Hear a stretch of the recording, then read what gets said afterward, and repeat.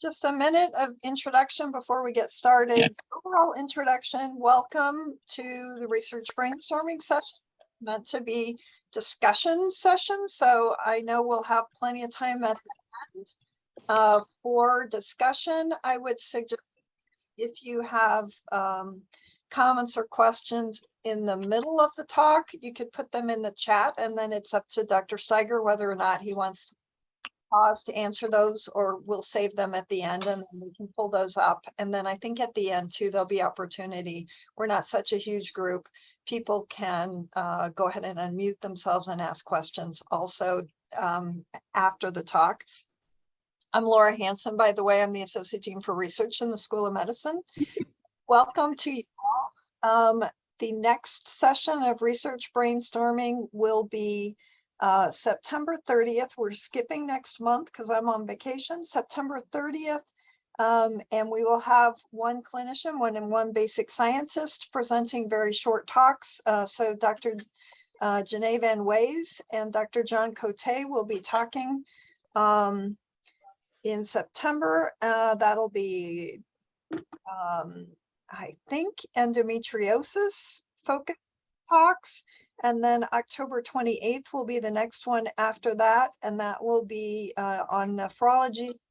Tal Tights and Khalid Bashir, jointly clinical and basic contributors to those talks. And once we are back, once daylight savings time ends in Nebraska, we'll be back on an 11:30 Phoenix, 12:30 Omaha schedule. I think that probably will be our next meeting in September, but the meeting invite will come with the time attached to it. Let's see. So I think that's the general introduction. If you want to contribute a talk, please send me an email or put something in the chat and we'll be in touch. It's a great opportunity to have a wider community contribute to ideas to your research, vetting of research proposals, look for a basic science or clinical collaborator among the audience, or even student trainees who might be interested in participating in the research.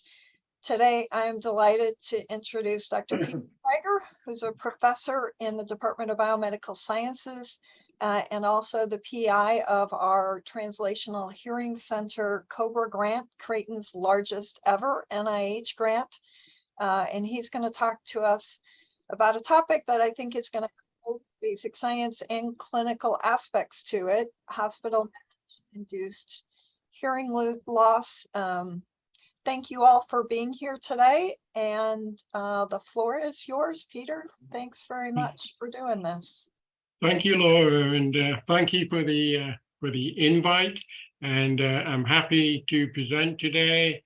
And yes, it's going to be both basic science and some human studies that have come out of the basic science.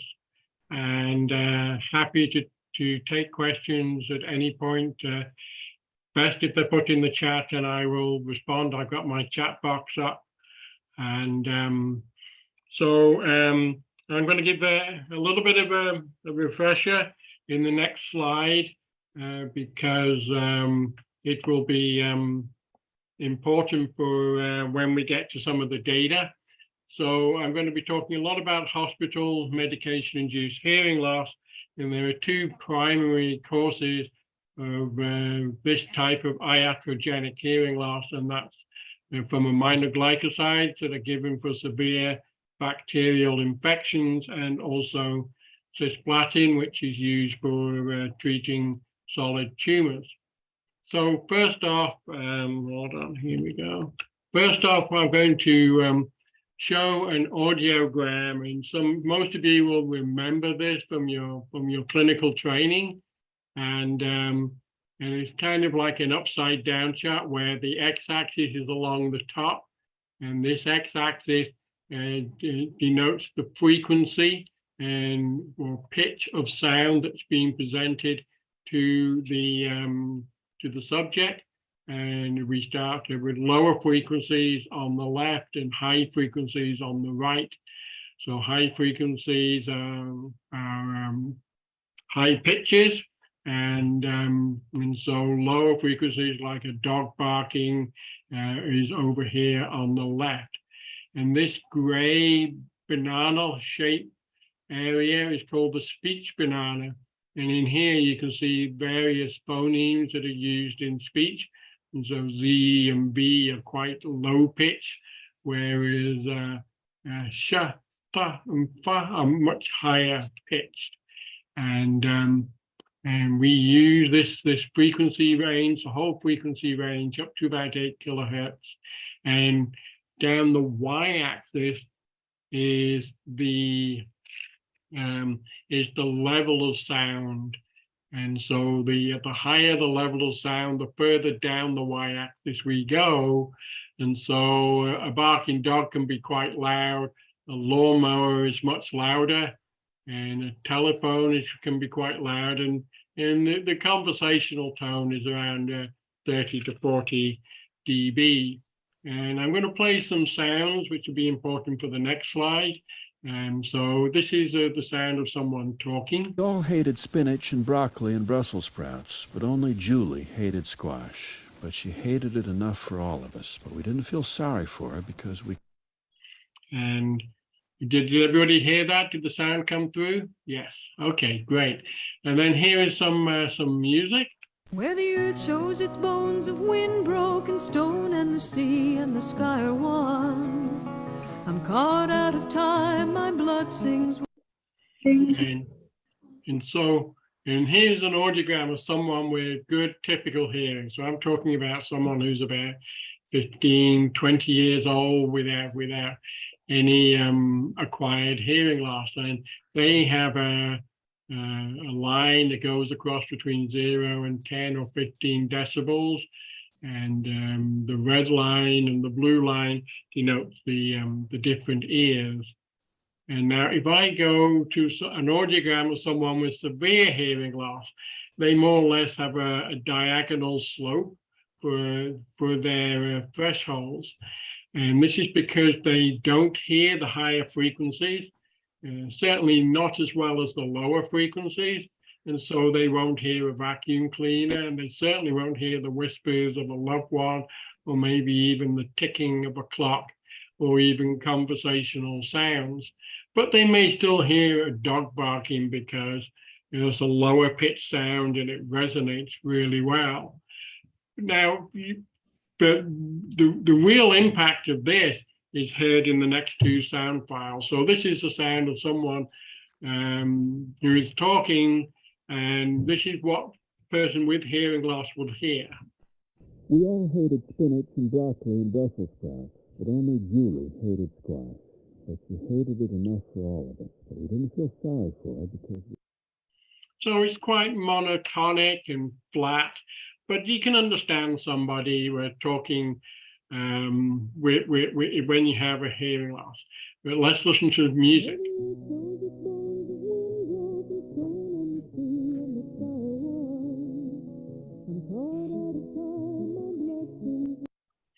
All the high frequencies have gone, and that also happens in speech. And so this really impacts on the quality of life that people with hearing loss have. And so it's really important not to lose our hearing. And these kinds of hearing losses is not dependent on the type of etiology. Most types of hearing losses, whether it's from noise or from drugs or from aging, tend to start at the higher frequencies first.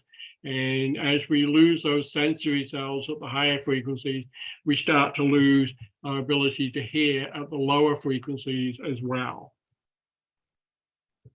And so I'm going to mostly talk about aminoglycoside antibiotics, and severe bacterial infections like meningitis are urgently treated with aminoglycosides, quite simply because we don't always know what the pathogen is, and we don't have many hours to save the life of a person who has been infected with the meningitis bacterium. And so we want a broad spectrum antibiotic that's very good at killing these gram-negative bacteria. The thing about these infections is that they also induce severe inflammatory responses within the body, so systemic inflammatory responses, and they can modulate the permeability of the blood-brain barrier. And we have often wondered whether it also modulates the permeability of the blood labyrinth barrier, which is very similar to the blood-brain barrier, and it protects the sensory cells within the cochlea and in the inner ear. And yet, 95% of all preclinical ototoxicity studies to date have always used healthy animals dosed with aminoglycosides. So that really doesn't mimic the clinical situation. So I hope to show to you today that inflammation increases the risk of cochleotoxicity and hearing loss induced by aminoglycosides. And since aminoglycosides are only ever given to sick patients with life-threatening infections that can induce severe inflammatory responses, can we experimentally model this phenomenon? And so what I did was we took a classic model of aminoglycoside-induced hearing loss in mice. And before we even start the experiment, we take an auditory brainstem response from these mice, and it's an objective measure of auditory function at a variety of frequencies, typically from about 4 to 32 or 48 kilohertz, because mice have a wider frequency range that they are responsive to. So we take this initial measure of auditory function before we treat them with an aminoglycoside like kanamycin. And in mice, we have to treat them for 14 days. And then about 2 or 3 weeks later, we take another ABR and measure the thresholds of hearing in these mice. And we subtract, or we note the difference between the thresholds between the second ABR from the first ABR, and that is called the threshold shift. And that's what I'll be showing in many of the subsequent slides. And the shift is always in the worst direction and is a measure of how much hearing these mice have lost between before and after treatment. And so what we did was that we gave these mice a compound called lipopolysaccharide, and it's a potent inducer of inflammation, and it is obtained from the cell membrane and cell wall of gram-negative bacteria, and it really induces a strong inflammatory response in a controlled manner, and that's much better than using live bacteria, because that produces much more variability, because that's a lot more dependent on the immune status of the mouse that's being treated with a live bacterium. And so with LPS, we can have a much more controlled, less variable response to a more consistent degree of inflammation in the mouse population. And so we have 4 groups in this particular experiment. And if we just dose the mice with saline, which is the black line, or with LPS 3 times over 3 weeks, we don't really see any threshold shift. So the threshold, the greater up the y-axis, the greater the threshold shift. And so you can see there's very little threshold shift across the frequency range. But if we give just kanamycin, just the aminoglycoside, we only get a significant difference in an increased threshold shift at 32 kilohertz, at the high frequency end of the range of hearing in these mice that we could test.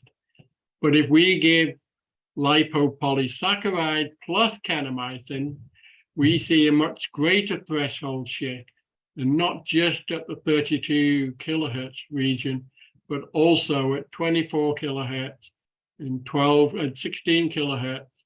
And that's just from the kanamycin threshold alone. But in these, at the lower frequencies at 12 and 8 were also significantly different from the controls. So what I'm showing here is that the LPS exacerbates the degree of kanamycin-induced hearing loss. And these are in mice. And so this was where our work started. And we started to think very hard about, well, why might this be happening? And so, well, LPS typically binds to a receptor called toll-like receptor 4, and that triggers an inflammatory signaling cascades. And these induce a variety of responses that include exocytosis of cytokines from the cell. We get transcriptions of cytokines and chemokines, and these are not just by immune cells, but in fact, by most cells in the body. In fact, the whole body is involved in the immune response to infection by gram-negative bacteria, but the immune cells are highly specialized. And so if we take a mouse that is lacking TLR4, and these are knockout mice that lack TLR4, and therefore those TLR4 mediated signaling cascades, and then we give them LPS, and we repeat the same experiment. Here we can see the wild type response, and we can see that LPS plus kanamycin is causing a massive threshold shift compared to the controls. But if we look at these TLR4 knockout mice, there is no exacerbation of the degree of hearing loss in these mice caused by kanamycin. And so we have lost the inflammatory potentiation of that hearing loss. Now, TLR4 is quite a broad signaling pathway downstream of being activated. So we took one called MyD88, which is an adapter protein. It's one of several, an adapter protein for TLR4, and it follows this particular signaling pathway that leads down to MAP kinases. And so are these particular signaling cascades required for this type of hearing loss? And again, we found very little exacerbation of aminoglycoside-induced hearing loss in these knockout mice that are lacking MyD88. And so we think that patients with severe gram-negative mediated inflammation and treated with aminoglycosides have a greater risk of hearing loss from these aminoglycosides than previously realized. However, that is not enough to change clinical practice. And preclinical data is insufficient and must be validated with human data before refined protocols can be integrated into clinical care. So we repeated this experiment as an observational study in neonates with suspected or confirmed sepsis in the neonatal intensive care unit. And we did a pilot study first, and we recruited 91 subjects, of which 81 received intravenous gentamicin. And of those, 22% received gentamicin for more than 4 days, and they had a higher risk of being screened, of being referred on the screening, on the newborn hearing screening test, to being referred for diagnostic testing compared to the rest of the cohort. And of these 91 subjects, 10 had suspected or confirmed sepsis or inflammation and more than 5 days of gentamicin. And they had a higher risk ratio of hearing loss of 2.12. And that was when they were treated for more than 5 days. And if they were treated for more than 4 days, it was almost significant. So you need several days of treatment plus inflammation to get this higher risk compared to the rest of the group. And surprisingly, the rest of the groups included many that were treated with gentamicin for several days, but they actually didn't meet our criteria for having suspected sepsis or clinical signs of inflammation. So with this data, we were able to say that we need more subjects for statistical power, and we need to do diagnostic audiometric follow-up for confirmation, because this is it's the equivalent of the ABR in mice. And this is crucial. This is the gold standard for confirming what we're seeing in this pilot study. And we submitted a proposal to NIH to enroll 720 subjects to validate this pilot data. And we're in year 4, which has been disturbed by COVID, but we're in year 4 of this study. And although we're managing it here at Creighton University, the recruitment centers are at Oregon Health and Science University, University of Nebraska Medical Center, and Vanderbilt Medical Center. And the neonatologists in each of those centers have agreed to allow us to recruit from their subject populations. And if that pilot data is verified, this will predicate that we need to establish an ototoxicity monitoring program for these NICU graduates after they, they are discharged from the hospital, to make sure that they get the rehabilitation they need. And I just want to switch gears a little bit before we start the discussion and talk about some new work that we're doing, which is cisplatin-induced hearing loss. And strangely enough, inflammation also exacerbates cisplatin-induced hearing loss, and is primarily documented as cochlear toxicity. And one of the more exciting findings from one of my colleagues in Canada is that cisplatin activates directly TLR4. It doesn't even need to trigger an inflammatory response. It does it itself by binding to TLR4. But in our study, what we're particularly interested in is that hearing loss and tinnitus is present in the majority of cancer survivors that have been treated with cisplatin 5 years earlier. And increasing age may also increase the onset of many of the side effects of cisplatin. And these include tinnitus, hyperacusis, and cognitive impairment, all of which suggest central auditory effects of cisplatin on the auditory pathway. And the inferior colliculus is not the first, but the second stop along the auditory pathway towards the auditory cortex. And it's a nexus for auditory processing between the cochlea and the auditory cortex. And so we asked the question, does cisplatin-induced toxicity also occur in the inferior colliculus? And we've gotten some pilot data to show that this study is feasible, and it'll become apparent in a couple of slides from now why this is a feasible study. We're going to do this experiment in mice using a murine model of clinical cisplatin treatment, where we will give mice 3 rounds of cisplatin. So cisplatin is given daily for 4 days, and then they're allowed to recover for 10 days, and then they're given another round of cisplatin, and then a 3rd cycle followed by recovery. And that's far more equivalent to what happens in the clinic.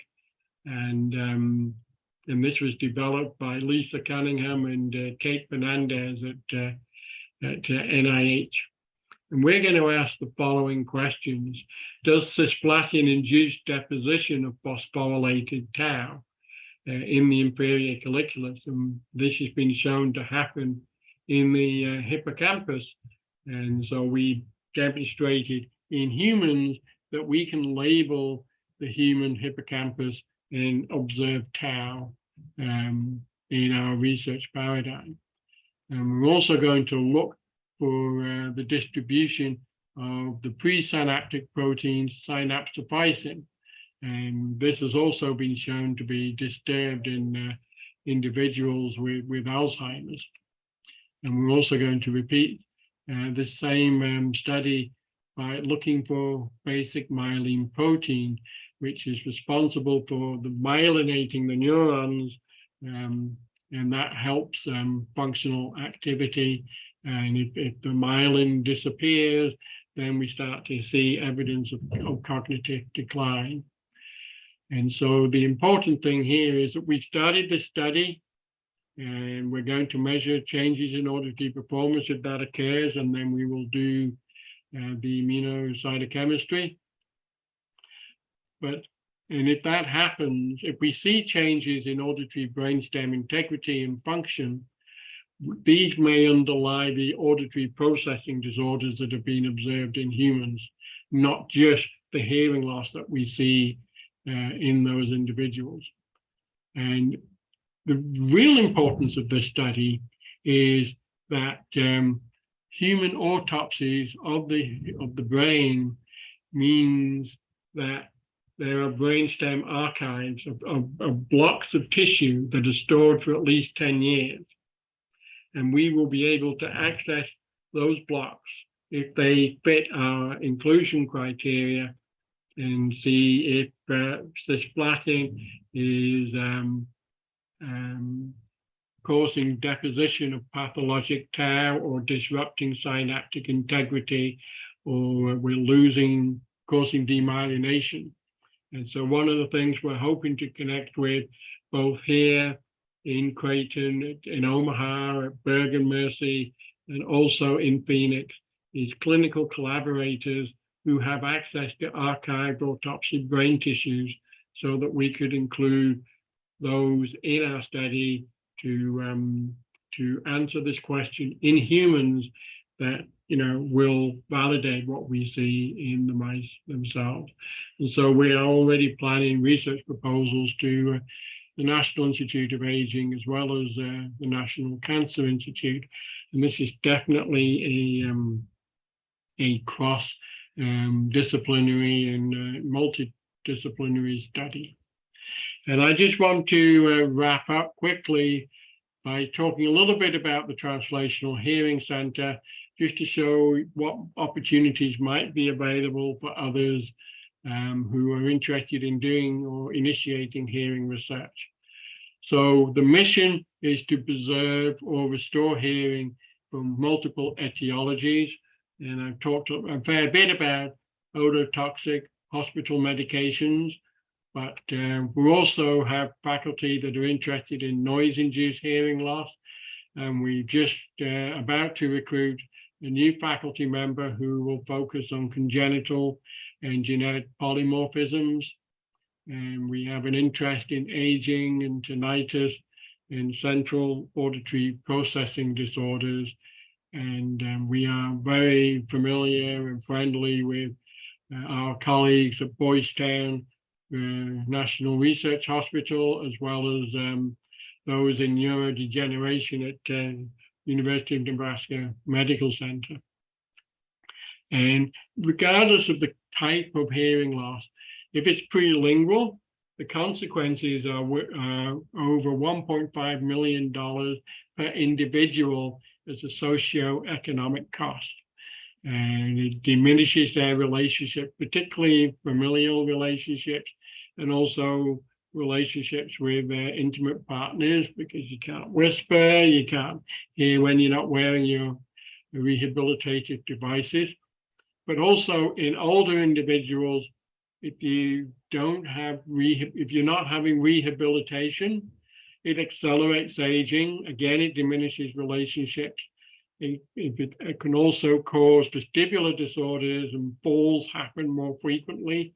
And we know that that could be a precursor for a very rapid decline in cognition, and it leads to an early end of life. And so in the center, the majority of funding is from the National Institute of General Medical Sciences. We want to establish new junior research faculty to initiate new projects and to establish new research cores. And so we have 3 active research project leaders, and we will help them obtain independent federal funding like R01s. And in the 18 months since we've had this grant, two junior faculty have already graduated with the R01s, Tejbir Kar and Tal Tights. And our 3 active faculty are Padmashri Raghunathan, who is looking at fetal alcohol syndrome disorders, and that does include hearing loss. And Jeffrey North is in the School of Pharmacy, is looking at non-ototoxic antibiotics. And Latau Tao we recruited last year, he is looking at epigenetic regulation of hair cell regeneration, because we can regenerate hair cells without that being knocked down by the very tight control that's present in mammals. Maybe we can restore hearing, let alone prevent it from being lost in the first place. We can restore hearing to those people who've lost hearing. And so we also have the opportunity of funding 4 pilot projects each year, $50,000 per year, and it can be renewed once. And we are funding 2 research cores. We have a drug discovery and delivery core being led by Jan Zoe, the chair of biomedical sciences, with a focus on medicinal chemistry, along with in silico and in vitro drug screens, protein-protein interactions, as well as PK/PD. And we also have an auditory and vestibular technology core, which is very heavy imaging, confocal microscopy imaging, typically of the cochlea. We have electrophysiology, we have mass spectrometry, and we also have non-invasive electrophysiology to get auditory brainstem responses and other measures of auditory performance. And so with that, I want to wrap up and answer any questions and take part in any discussion that I hope I've triggered with this presentation. Thank you. Great job, Peter.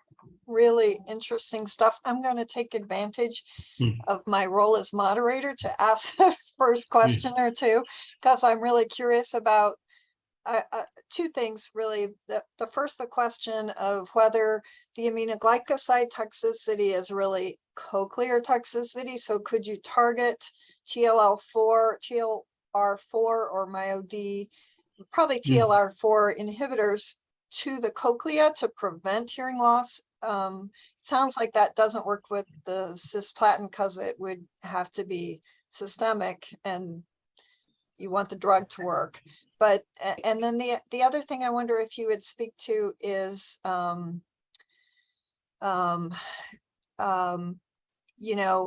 least at some point in this conversation about possibilities for people to participate in the THC with pilot projects or bigger projects, and what the requirements would be for that. And then I jumped over Dr. Tierney, who I think also had a couple slides or a couple comments to make, but we'll go from me to her, and then we'll be truly opened up to our audience, if you don't mind. Okay, sure. So do remind me if I forget to answer something, but the first question about TLR4, well, TLR4 is ubiquitously expressed in the body. And so that's something that we have started to really think about, because our knockouts have been global knockouts.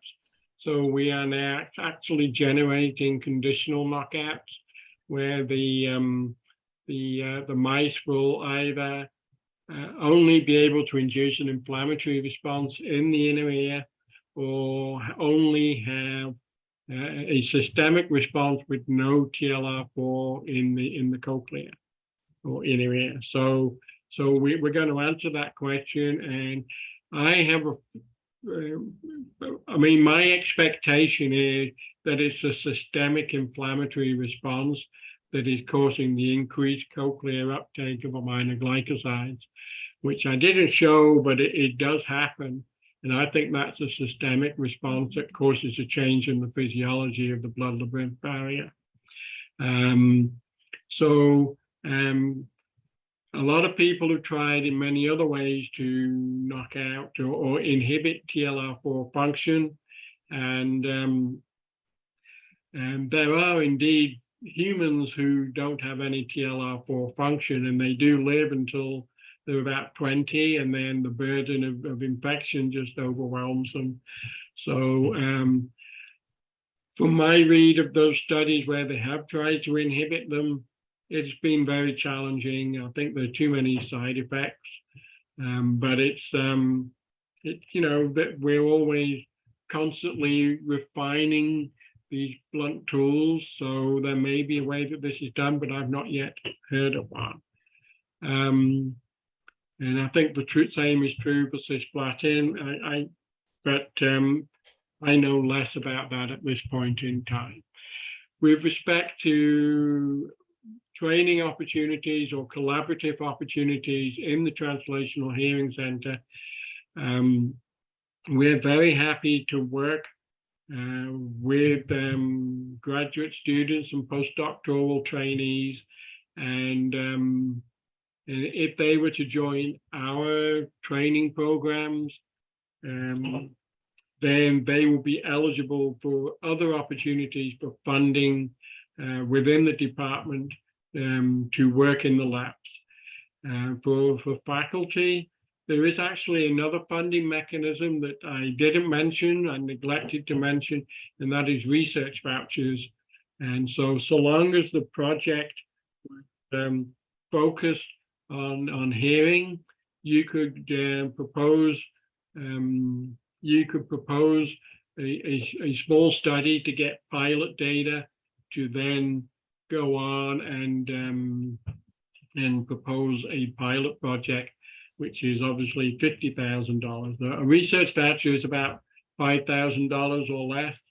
And then you go on to a pilot project at $50,000 that can be renewed at least once. And then with that data, you could apply for a research project leader. And as you can see, it doesn't have to be in biomedical sciences, but because the center is not just in biomedical sciences, it's housed there. But we have had research project leaders in pharmacology, and also in the School of Pharmacy and allied health professions. So there is a pipeline leading up to the research project leader position where you can really get that data to go for an RO1. Great. Maureen, sorry, Dr. Tierney, I jumped over you. Please go ahead if you have something you want to share with us, and then we'll have plenty of time for more questions as well. Sure, I would love to. I don't have any slides. I investigated whether any of the members of our infectious disease team at Creighton had actually ever done any aminoglycoside specific research, and they didn't. But I just, from the clinical perspective of, aminoglycoside therapy, and this is going to raise some questions for you, Peter, because I definitely, I love this idea because I've really learned some new things today. I mean, the idea of that it's part of the inflammatory response that actually is leading to some of the toxicity was not something I was previously aware of. Aminoglycoside drugs used appropriately are absolutely essential. I think part of the issue is sometimes they're used excessively, so like you said, sometimes people will present to an emergency room with a severe infection where you're anticipating a resistant gram-negative infection. And so you basically kind of hit them with the big guns, as we call them, right? And you will often include an aminoglycoside in that setting, not always.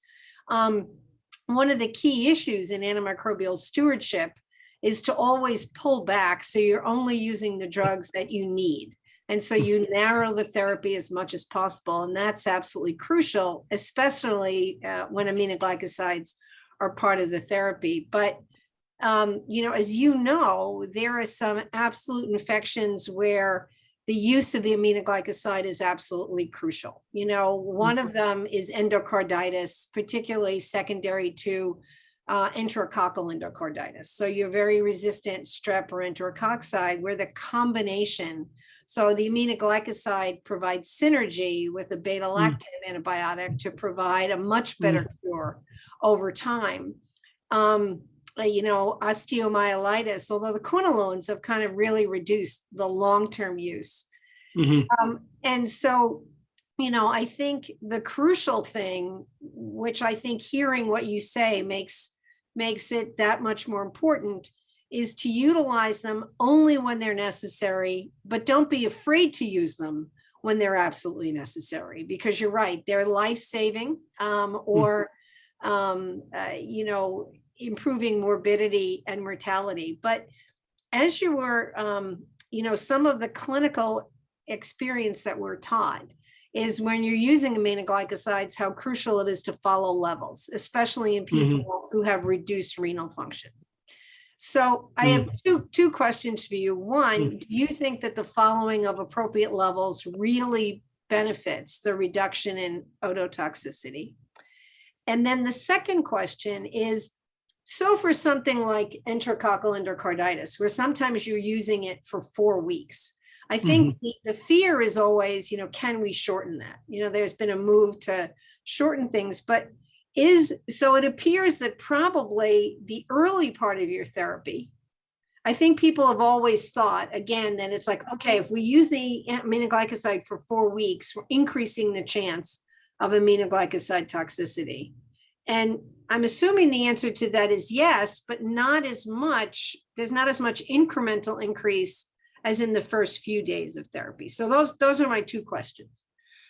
Okay, so absolutely following fresh, serum levels is crucial. And I didn't talk about a lot of the experimental parameters in the mouse study, but with and without inflammation, we have the same serum levels. So we know that it's inflammation that is causing the exacerbated ototoxicity. So we know it's that, but as you mentioned, the greater the degree of inflammation, the poorer the glomerular filtration rate, and that increases serum levels and it prolongs the half-life of the antibiotics in blood, which are all risk factors for increasing the degree of ototoxicity. So yes, absolutely agree with you on all of that. But I don't know too much about endocarditis in terms of clinical management, but certainly it is used and it is absolutely necessary. What I've heard is the best way at the moment to manage an unknown pathogen that is causing something like meningitis is, of course, use aminoglycosides, at least initially, while the pathogen is being identified. And once you've identified the pathogen, you can then go to a pathogen-specific aminoglycoside, or rather, a pathogen-specific non-ototoxic antibiotic. And that is obviously the best way. You don't want to wait until you know what the pathogen is, because particularly in a newborn, they will die within 12 hours. And yet it might take 48 hours to identify a pathogen. So you've lost the initiative there if you don't use the aminoglycosides to begin with.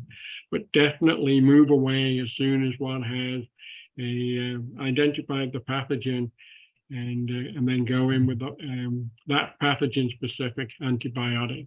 And I assume that should also be the same for endocarditis.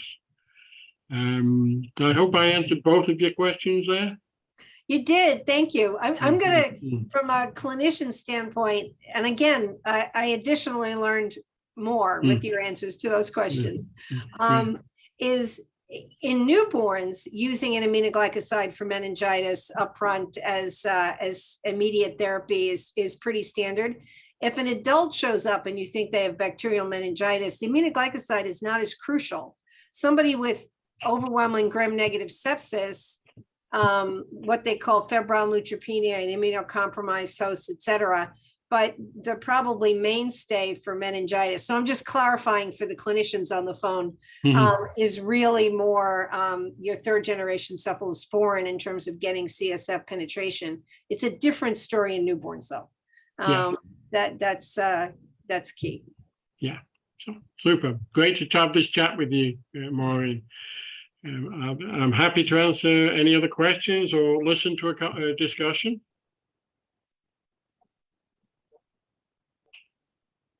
Go ahead and unmute. You have a question or a comment or an interest in collaboration.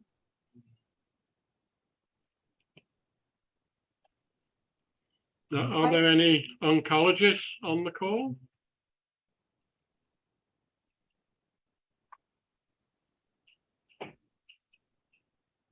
Okay. Not seeing anybody.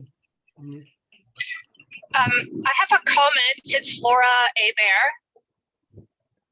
Hi there, Laura. Hi, I'm sorry I'm in the car, but very interestingly listening. As a surgical breast oncologist, after I had discussed with you a little bit, Peter, and then heard about your research interest, I talked to our two medical oncologists who cisplatin for urologic and head and neck, and was really disheartened to hear that they basically said, this is not a problem. This is not a problem. We don't ever pay attention to this.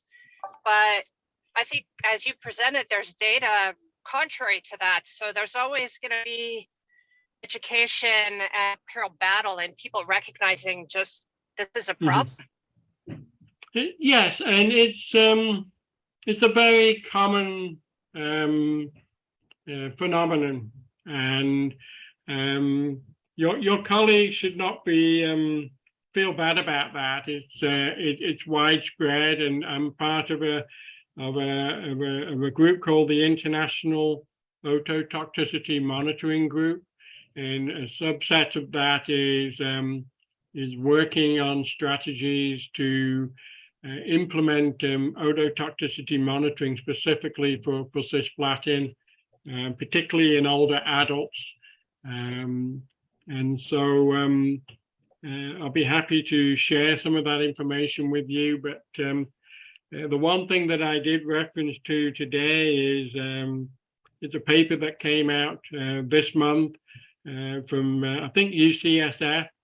And it was about these 5-year survivors and just the incredible numbers of people who are suffering various forms of hearing disorders, particularly hearing loss, but also tinnitus 5 years after treatment with cisplatin. And I know much more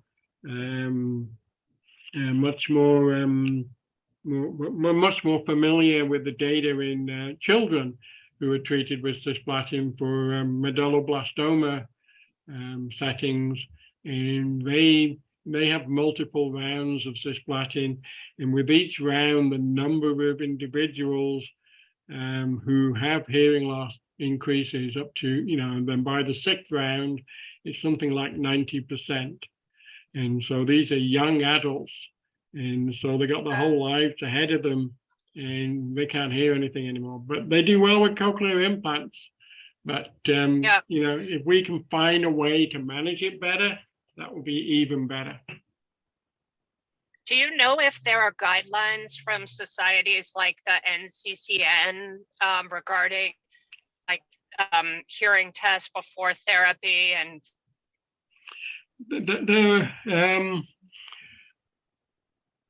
I'm going to hesitate a little bit here that there are guidelines by SIOP, which is the French acronym for the International Society of Pediatrics, and they have them for children. For adults, there are institutional specific guidelines, but whether but I could ask a couple of my colleagues in IOMG for those and forward those to you. So if you're Yeah, working mainly, go ahead.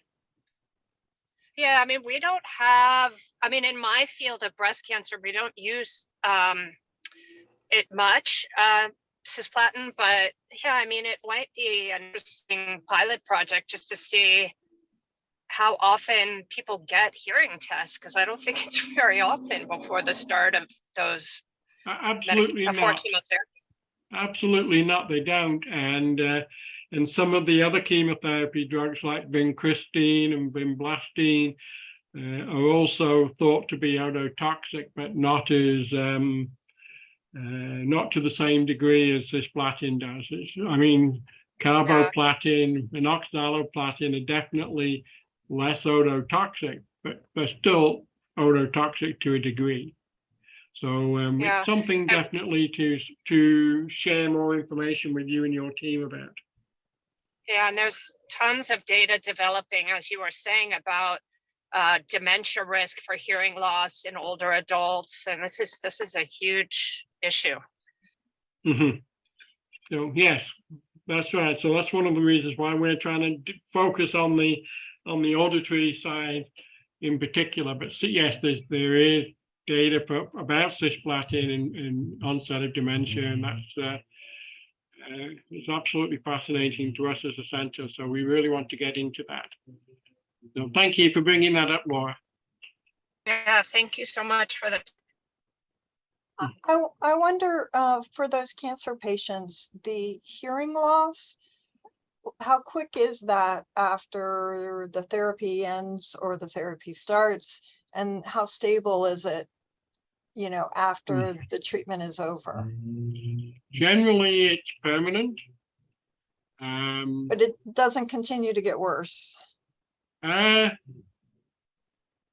It will get worse with each added cycle, but once it's, I don't think we really know the answer to that question, but I would say it's pretty much non-progressive.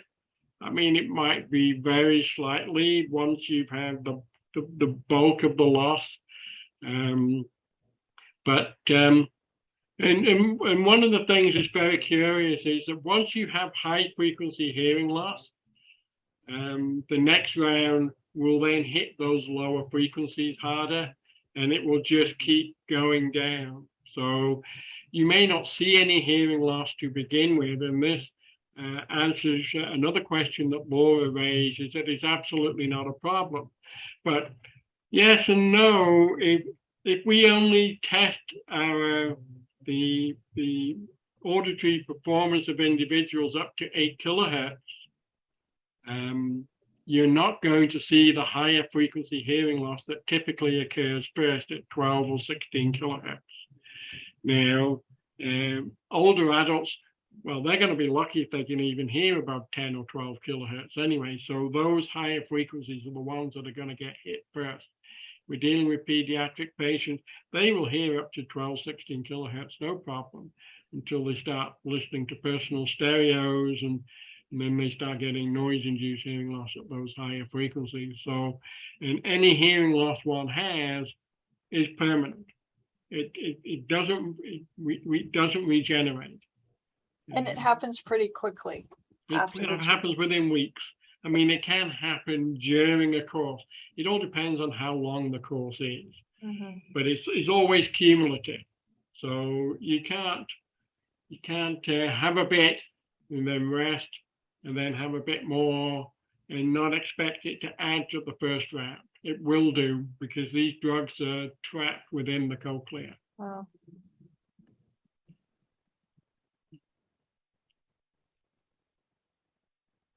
Dr. Hansen, we Yeah. do have, this is Sandy, we do have one question in the chat. Oh, I didn't notice that. Please go ahead and ask it, since I'm not Sure. seeing It it. says, this is from Brenda Gentz, and I hope I'm pronouncing that correctly.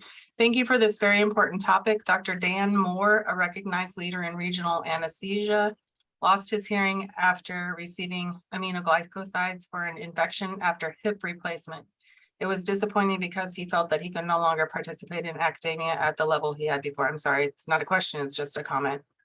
And that's absolutely right, because once you're no longer the same person. Hearing loss is a loss. It's a loss of identity. You're no longer who you thought you were, and you have to adapt to your new sense of self, which is more circumscribed than how you once were. And so loss is a really good word in this case, but also in many other cases like vision loss, because it changes your sense of self. So, and that just shows that very well here by Dr. Dan Moore. So thank you for raising that, Brenda. You know, Peter, one of the most commonly prescribed drugs in the country right now, or the whole class, are lipid lowering drugs. And some of the lipid lowering drugs, actually a close relative of mine had some hearing loss after use of Lipitor. Is there any similarity in the mechanism of action between, you know, these ototoxic agents that you're talking about with lipid lowering agents? And how big a problem do you think that is with lipid lowering agents? So, in fact, it's considered to be somewhat otoprotective, particularly against cisplatin. So atorvastatin and Lipitor are rather similar, and they've been shown in mice to be otoprotective. We're not exactly sure why, but they certainly seem to do so. And so Kate Fernandez and Lisa Cunningham at NIDCD are initiating a human study to do that, an observational study again, because many, and they typically tend to be men, many men who are getting cisplatin, and many men getting cisplatin plus atorvastatin. And so they are comparing the two groups. And while there's quite a bit of medical history differences, so they need a large group, they are seeing some trends that it's somewhat otoprotective. And it doesn't seem to be have as many side effects when taken if you don't need it to lower your lipid levels. And this is same is also thought to be true for metformin for those who have diabetes. But again, you know, this is all basic science. It's not being used clinically yet for these purposes when people receive cisplatin or aminoglycosides. But there is suggestions that this might be the case. So we just need huge numbers of people in order to make these associations, and we're beginning to create those networks to make those associations. Thank you.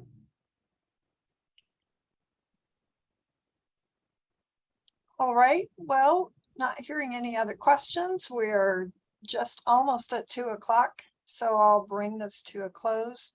I think a really great session. Thank you all to joining me, joining us, and please join me in thanking Dr. Steyger for sharing his really interesting, Thank you. Impactful research. Thanks. And I've really enjoyed presenting to the group, and I look forward to talking to some of you more about some of the ideas we've talked today, and or new ideas that you might want to explore before talking about it in front of a large group like this. So please don't be shy, and happy to talk about this. And if I can't suggest a person, I'm probably sure I could introduce you to someone who can, preferably at Creighton, but it may not be. And but it's all improves the science, and that's my important aim here, is to advance the science. So thank you everyone for listening, and it's great to see such a large group. Thanks, Laura, for putting this on. Thank you. We will be back 2 months from now, the last Friday of the month. So Okay. Check your calendars. Excellent. Thank you. Bye-bye.